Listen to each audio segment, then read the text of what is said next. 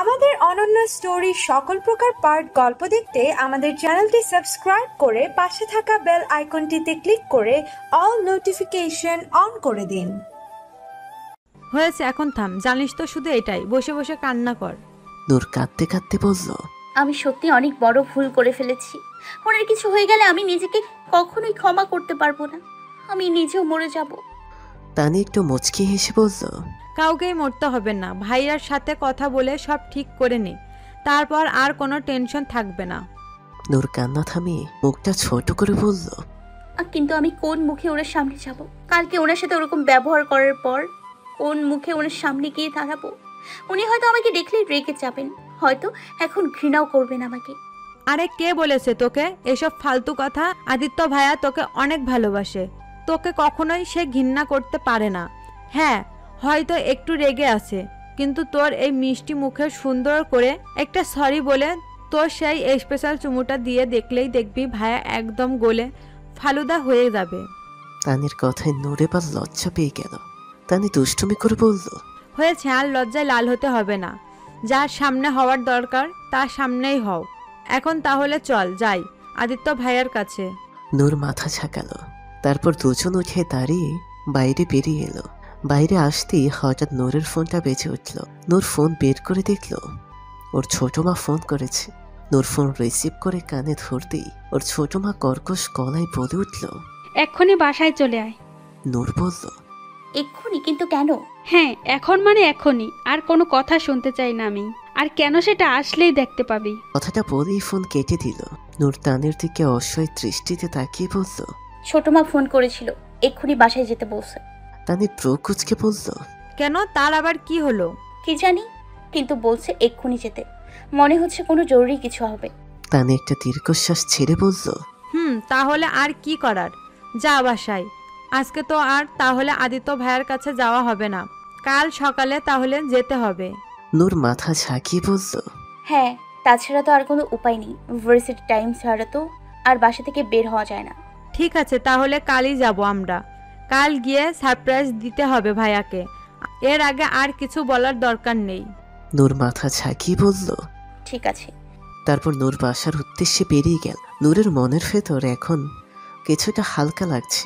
এখন শুধু কাল ওনাকে সরি বলতে পারলেই শান্তি। এসব কথা ভেবে নূর খুশি মনে দরজা খুলতেই সজোর ওর গালে সে একটা থাপ্পড় পড়ল। আচমকা এমন হওয়ায় নূর হতভম্ব হয়ে গেল। গালে হাত দিয়ে সামনে তাকিয়ে দেখল চরটা আর কেউ না, ওর সৎমা মেরেছে। নূরের চোখ গেল ওর ছোট মার পেছনে সোফায় বসা ব্যক্তির ওপর। লোকটাকে দেখেই নূর ভয়ে আটকে উঠল। মনে মনে ভাবছে, এই জঘন্য লোকটা আবার কেন এসছে এখানে? এই জনি শয়তান আবার আমার সাথে কিছু করবে না তো? নূরের ভাবনার মাঝে ওর সৎমা রবিতা বেগম নূরের চুলের মুঠি ধরে টেনে এনে ড্রয়িং রুমের ফ্লোরে ফেলে দিলে কর্কশ গলায় বলে উঠল, তাহলে এসব নষ্টামি করার জন্যই ভার্সিটিতে যাওয়া হয়, তাই না? আমি তো আগে থেকেই জানতাম এসব পড়াশোনা তো শুধু বাহানা। আসলে কথা হলো, তুই পড়ার কথা বলে বাইরে যেয়ে নিজের শরীরের জ্বালা মেটাতে চাস, তাই না? নূর উঠে দাঁড়িয়ে রুবিনা বেগমের দিকে তাকিয়ে বলল, কি বলছো এসব? আর আমি কি করেছি? আমি কোথায় নষ্টমি করে ফেললাম? আচ্ছা, এখন সাধু সাজা হচ্ছে, তাই না? মনে হচ্ছে ভাজা মাছটা উল্টে খেতে জানিস না। তুমি কি বলছো? আমি তো কিছুই বুঝতে পারছি না। সত্যি বলছি, আমি কোনো খারাপ কিছু করিনি। আচ্ছা, কিছু করিসনি, তাহলে এসব কি?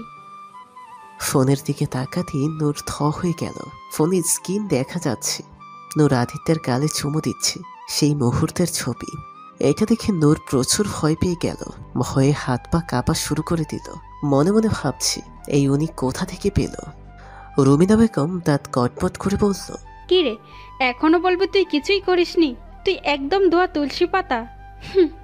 জনি আজ আমাদের না বললে তো আমরা জানতামই না যে তুই তলে তলে এসব করে বেড়াচ্ছিস। আমি তো আগে থেকেই জানতাম, যেমন নষ্টা মা তেমন তার নষ্টা মেয়ে। তোর মা যেমন নষ্টামি করে বেরিয়েছিল, এখন তুইও সেই পথেই চলছিস। ছি ছি ছি। মায়ের নামে এসব কথা শুনে নূর আর সহ্য করতে পারে না। সব ভয় ফুলে প্রতিবাদী কণ্ঠে বলে উঠল, ব্যাস ছোট মা, যা বলবে আমাকে বলো। আমার মৃত মাকে নিয়ে কোনো খারাপ কথা বলবে না, তাহলে কিন্তু আমি কিছুতেই সহ্য করব না। নূরের কথায় রুবিনা বেগম তেলে বেগুনে চলে উঠে বলল, কি কি বললি তুই? যত বড় মুখ নয় তত বড় কথা। একে তো অন্যায় করেছিস, তারপর আবার এত বড় সাহস আমার মুখে মুখে তর্ক করছিস। কথাগুলো বলেই রুবিনা বেগম নূরের গালে আবার সজোরে একটা থাপ্পড় মেরে দিল। চরকে নূর টাল সামলাতে না পেরে নিচে পড়ে গেল। রুবিনা বেগম নূরের দিকে ঝুঁকে চুলের মুঠি ধরে আবারও এই গালে ও গালে চড়াতে লাগলো। চড়াতে চড়াতে বলে উঠল, বাসার মান সম্মান সব রাস্তাটা বেঁচে বেড়াচ্ছিস, আবার উল্টো আমার সাথে দেমাগও দেখাচ্ছিস। নাগরদের পাল্লায় পড়ে বেশি দেমাগ বেড়ে গেছে তোর, তাই না? আজই তোর সব দেমাগ আমি নামিয়ে ফেলবো। মারতে মারতে নূরের নাক মুখ দিয়ে রক্ত বের হয়ে যাচ্ছে, তবু রুবিনা বেগম থামছে না। রবি দৌড়েশ্বর মাকে থামানোর চেষ্টা করলে রিপা ওকে আটকে দেয়। একটু পরে জনি উঠে এসে রুবিনা বেগমের হাত ধরে আটকে দিয়ে বলল, থাক না ফুপি, আর মারার দরকার নেই ওকে। যা করার তা তো করেই ফেলেছে। মারলে তো আর বাড়ির মান সম্মান ফেরত আসবে না, তাই না? আমি তোমার ভাতিজা, আমি সবসময় তোমাদের ভালো চাই। তাই তোমরা চাইলে আমার কাছে একটা উপায় আছে, এতে করে কেউ কিছু জানবেও না, আর তোমার বাড়ির মান সম্মানও রক্ষা পাবে। রুবিনা বেগম প্রকুচকে বলল, কি উপায়? তোমাদের অনুমতি দিলে আমি নূরকে বিয়ে করতে চাই। এতে করে বাড়ির কথা বাড়িতেই থেকে যাবে, বাইরের কেউ জানবেও না, আর তোমাদের সম্মানও ক্ষীণ হবে না।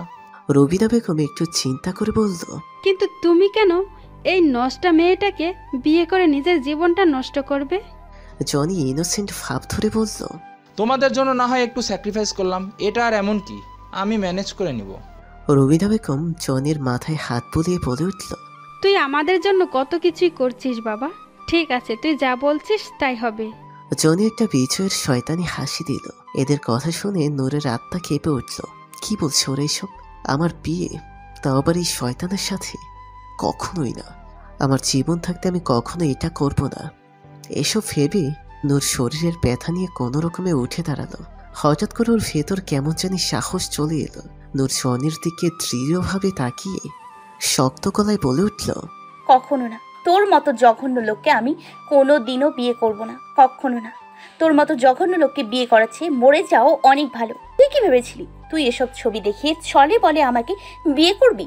সে আশা তোর কোনো দিনও পূরণ হবে না। আরে তুই কি ছবি দেখাবি? আমি নিজেই তোকে বলছি। হ্যাঁ, আমি চুমু দিয়েছি ওনাকে। আর শুধু চুমু কেন, আমার মন চাইলে আমি আমার সব কিছু তাকে দিয়ে দিব, কারণ আমি তাকে ভালোবাসি। শুনতে পেরেছিস তুই? ভালোবাসি তাকে আমি, আর সেও আমাকে পাগলের মতো ভালোবাসে। আমার জন্য নিজের জীবনটা উৎসর্গ করে দিতে একবারও ভাববে না। তাই আমি বিয়ে করলে তাকেই করব, বুঝতে পেরেছিস তুই? একদমই কথাগুলো বলে থামলো নূর। নূরের কথা শুনে জনি চোয়াল শক্ত করে রাগি চোখে নূরের দিকে তাকিয়ে রইল। রুমিনা বেগম আবারও নূরের গালে একটা থাপ্পড় মেরে বলল, কি এত বড় সাহস তোর? এত অধপতন হয়েছে তোর? নিজের নষ্টামির কথা নিজের মুখেই আবার গর্ব করে বলে বেড়াচ্ছিস। কান খুলে শুনে রাখ, বিয়ে তোর জনির সাথেই হবে এবং কালই হবে। কথাটা মাথায় ভালো করে ঢুকিয়ে নে। নূর রুবিনা বেগমের দিকে তাকিয়ে বলল, কখনো না, আমি ওকে কখনো বিয়ে করব না। রুবিনা বেগম দাঁত কিরমির করে বলল, কি বললি তুই? বিয়ে করবি না? দাঁড়া, তোর ব্যবস্থা করছি আমি। তুই কেন, তোর গাড়েও বিয়ে করবে। রুবিনা বেগম যেতেই জনি নূরের দিকে ঝুঁকে হাত দিয়ে নূরের থুতনি শক্ত করে, তুই কি ভেবেছিলি তোর আশিককে দিয়ে আমাকে মার খাওয়াবি আর আমি চুপচাপ বসে থাকবো, কিছু করব না? হ্যাঁ, আমি অনেক আগে থেকেই তোর পিছনে লোক লাগিয়ে রেখেছিলাম, যাতে তোর সব খবরাখবর আমি পেতে পারি। আর তাই হলো, আমার হাতে লেগে গেল ট্রাম্প কার্ড। এখন আমি যা চাইবো তাই হবে। বিয়ে তো তোকে আমাকেই করতে হবে, আর কোনো উপায় নেই তোর কাছে। বিয়ের পরেই তোকে আসল খেলা দেখাবো। আমার শরীরের এক একটা আঘাতের বদলা আমি তোর থেকে সুদে আসলে তুলবো, মনে রাখিস কথাটা। হঠাৎ রুবিনা বেগমের আসার শব্দ পেয়ে জনি নূরকে ছেড়ে দিয়ে সোজা হয়ে দাঁড়ালো। রুবিনা বেগম হাতে করে একটা পেট নিয়ে এলো। রুবিনা বেগম কাছে আসতেই জনি বলে উঠল, ফুপি, আমি তাহলে আজ আসি, কাল মা বাবাকে নিয়ে একেবারে বিয়ে করতে আসবো, কেমন? রুবিনা বেগম বলল, ঠিক আছে, তুমি যাও, আমি তোমার ফুফার সাথে কথা বলে রাখবো। কাল তোমরা আসলেই বিয়ে পড়িয়ে দিব। ততক্ষণে আমি এটাকে সোজা করছি। নূরের দিকে ইশারা করে বলল কথাটি। জনি শয়তানি হাসি দিয়ে বলল, ঠিক আছে, বাই। বলি জনি বেরিয়ে গেল। আর রুবিনা বেগম নূরের চুলের মুঠি ধরে টেনে নূরের রুমে নিয়ে গিয়ে দরজা আটকে দিল। তারপর বেদ দিয়ে নূরকে পেটাতে লাগলো। মারের চোটে নূর চিৎকার করে কাঁদতে লাগলো। তবুও রুবিনা বেগম থামছে না, মারতে মারতে বলতে লাগলো, বল তুই বিয়ে করবি, বল। নূর যন্ত্রণায় কাতরাতে থাকে, তবুও মুখ দিয়ে বলে, না, কখনো না। তুমি আমাকে মেরে ফেললেও আমি এই বিয়েতে রাজি হব না। এটা শুনে রুবিনা বেগম আরো মারতে থাকে। রবি দৌড়ে এসে দরজা থাকিয়ে কাঁদতে কাঁদতে বলল। প্রায় 10 মিনিট পর রুবিনা বেগম হাঁপিয়ে উঠে মারা বন্ধ করে দেয়। নূর মার খেয়ে রক্তাক্ত অবস্থায় বেহুশের মতো পড়ে থাকে। রুবিনা বেগম বলে উঠল, বিয়ে তো তোকে জনিকেই করতে হবে, কথাটা মনে রাখিস। আমি এক্ষুনি যে তোর বাবাকে তোর কুকীর্তির কথা বলছি, এসব শোনার পর তোর প্রতি যা একটু মায়া আছে তাও থাকবে না, তারপর সেও আর এই বিয়েতে মানা করবে না। কথাগুলো বলেই রুবিনা বেগম নূরের রুম থেকে দরজা খুলে বেরিয়ে গেল। যাওয়ার আগে নূরের ফোনটাও সাথে নিয়ে গেল, যাতে নূর কাউকে ফোন দিতে না পারে। বাইরে সে নূরের দরজায় তালা লাগিয়ে দিল আর রবির দিকে তাকিয়ে ধমক দিয়ে বলল, যা এখান থেকে, এত দরদ দেখাতে হবে না, না হলে কিন্তু তোর অবস্থাও ওর মতোই হবে। কথাটা বলেই রুবিনা বেগম নিচের রুমের দিকে গেল।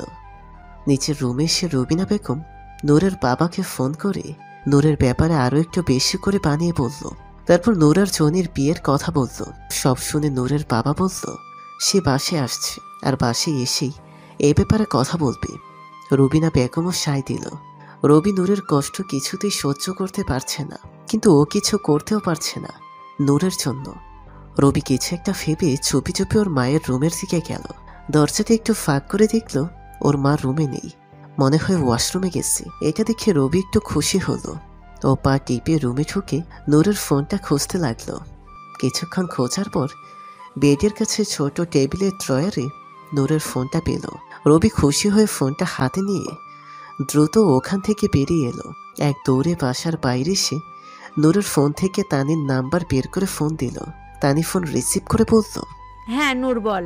তানির কথায় রবি কেঁদে দিল, কান্নাচুরিত কণ্ঠে বলল, তানি আপু, নূর আপু।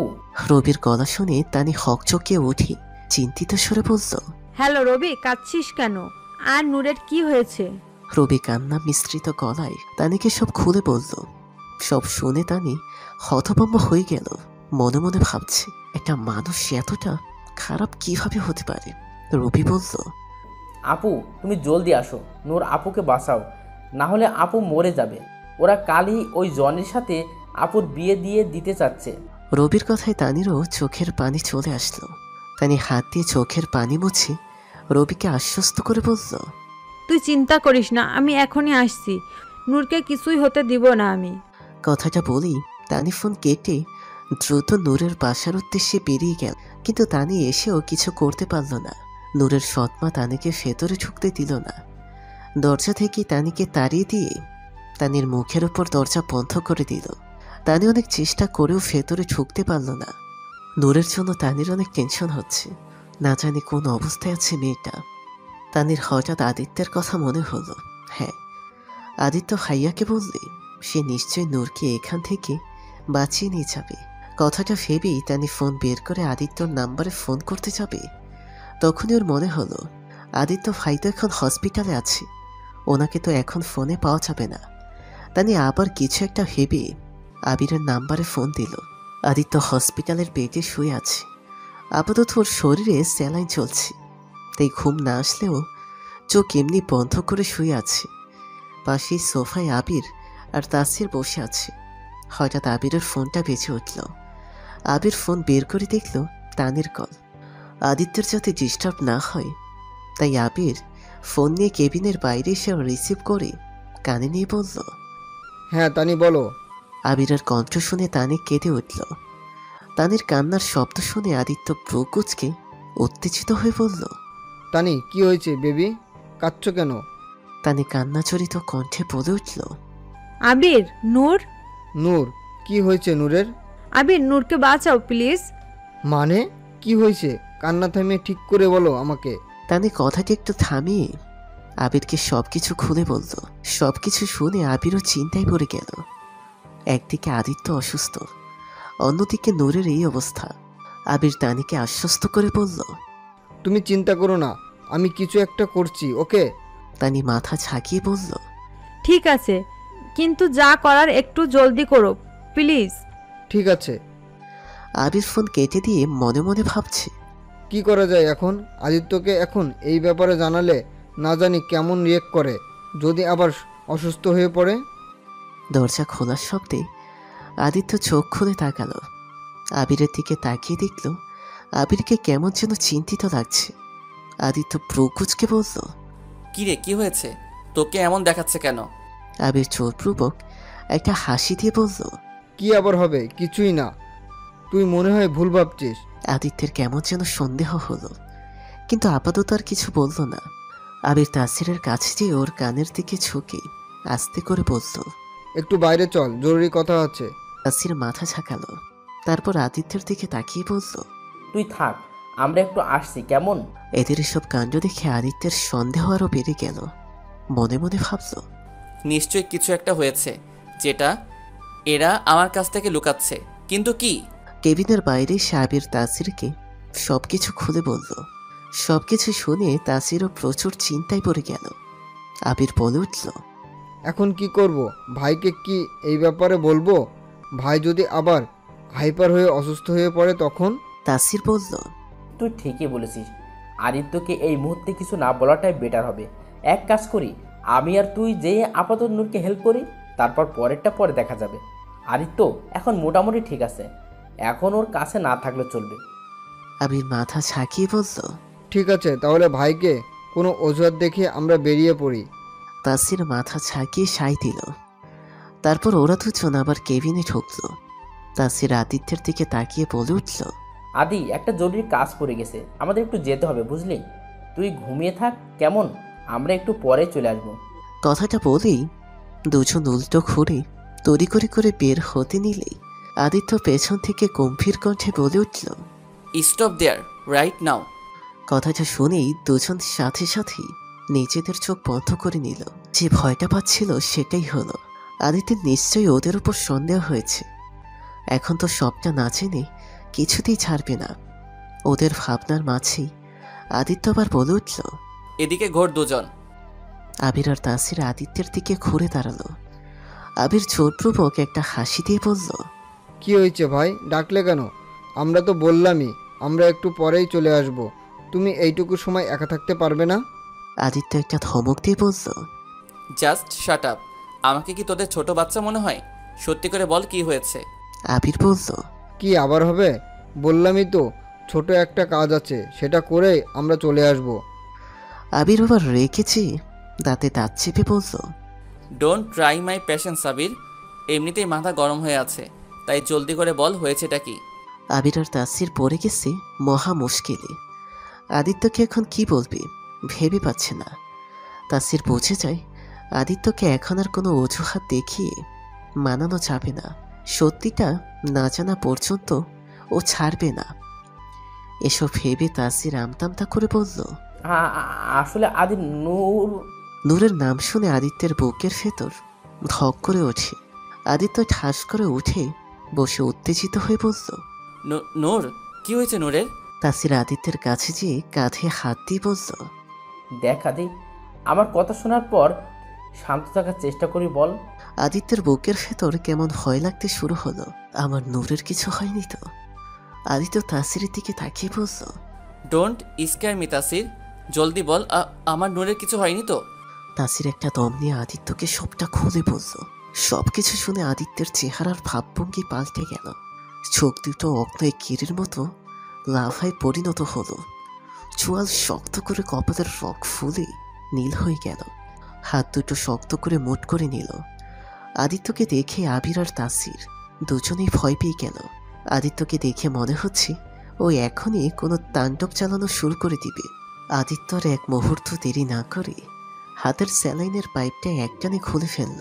তারপর এক লাফে বেড থেকে নেমে বেরোনোর জন্য উদ্যত হলো। তাসির আর আবির দুজনেই আদিত্যকে ধরে বলল, আদি, এইভাবে হাইপার হওয়া তোর জন্য ঠিক না।